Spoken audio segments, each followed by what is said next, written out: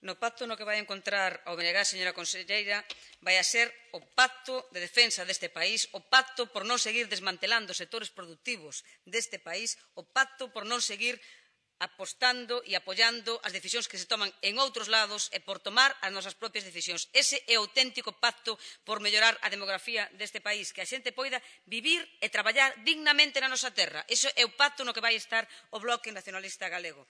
Señora Rodríguez, o BNG sí que fixo propostas, o que non quixeron escoitalas foron vostedes. Nós non hai tanto que pasaron por aquí os orzamentos e dixemos que había que cambiar o rumbo, que había que actuar de outro xeito, que había que actuar sobre os ingresos, que había que actuar que pagaran máis que máis ten, que había que darlle a volta, pero vostedes aí non quixeron saber nada, porque diante desta situación tan difícil que lles tocou xestionar, evidentemente, hai dúas opcións. Rebelarse, plantarse e poñerse do lado da cidadanía e poñerse do lado de Galiza ou, pola contra, ser colaboradores e colaboradoras necesarias, cómplices, executores das políticas letais que deciden outros lados. Claro que se poden facer as cousas distintas e nós no BNG plantexamos facelo diferente. Si se pode cambiar e darlle a volta, porque o único que pretenden é que cada vez uns poucos teñan máis beneficios a costa de empobrecer a maioría. Hai que optar entre ser a sucursal ou a delegación de Madrid ou de Bruselas ou do Banco Monetario, do Fondo Monetario Internacional, do Banco Central Europeo, da señora Merkel, ou gobernar Galiza e ser o auténtico goberno deste país. Hai que optar, evidentemente, sí que hai aportacións e as aportacións do BNG van en esa dirección. É evidente que vostedes escollen estar do lado e ao servizo dos poderosos, do lado e ao servizo, pois, dos bancos. Están a usar a excusa da crise para levar adiante medidas que non terían a valentía de trasladarlle á cidadanía se non puderan agacharse detrás da crise. Non terían esa valentía. Están no facendo para levar adiante o seu programa de máximos, o seu programa de dereita extrema para beneficiar aos de arriba. É así de claro. Están executando o maior espolio á sociedade que se ten producido na historia recente, traspasando os bens da inmensa maioría da poboación a unhas poucas mans, traspasando os bens das arcas públicas a unhas cantas maletas. Hoxe aquí a conselleira díxonos que iba a facer non sei cantas carteiras de servizos. Bueno, pensemos que son carteiras de servizos, non outra cousa. Estánolo vendendo, baixo que son medidas precisas, vendéndolo como recortes inevitables cando non responden a eso, responden a un proxecto ideolóxico, o seu proxecto ideolóxico de dereita extrema. É tremendo, é demoledor estar vivindo nun momento onde hai un empobrecemento masivo da poboación, que cada vez hai máis persoas en situación de exclusión que non lle ofrecen ningunha saída, máis que buscar o seu futuro fora, futuro que se está a negar aquí, e que sigan agochando as cifras do paro.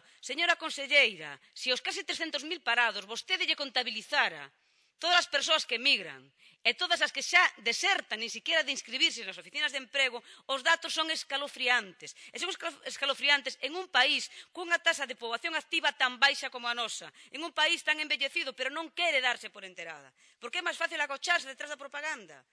É máis fácil agocharse detrás da propaganda, é máis fácil agocharse detrás da estadística, é máis fácil que facer algo.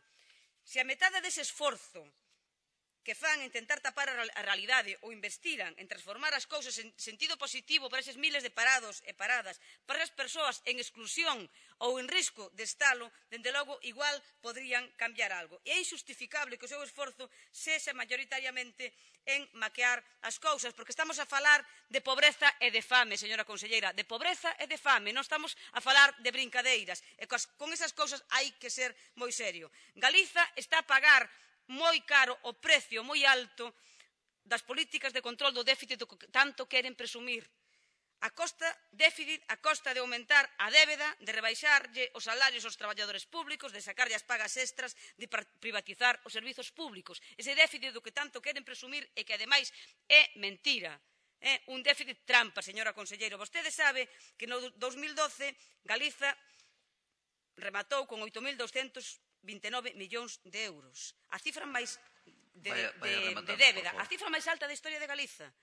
E a iso habría que engadir os máis de 3.000 millóns de euros que vostedes agochan en eso que queren chamarlle colaboracións público-privadas, pero hai que pagalas ao final, señora conselleira, co cal o CEF, a débeda de Galiza, sería de máis de 11.000 millóns de euros. É dicir, un déficit do que ustedes queren presumir a costa de ter unha débeda destas dimensións e a costa de métodos contables personalizados, como xa dixo o Consello de Contas, de agachar nos caixóns as facturas, de non pagarlle as mediciñas ás farmacias, de non pagar o plan concertado aos concellos, de que as transferencias aos centros de información á muller non se fagan efectivos, de que os impagos ao agadito, á xente da cultura non se fagan. Iso é como ustedes teñen o déficit. Déficit, presumen de déficit a costa do sacrificio de miles de persoas.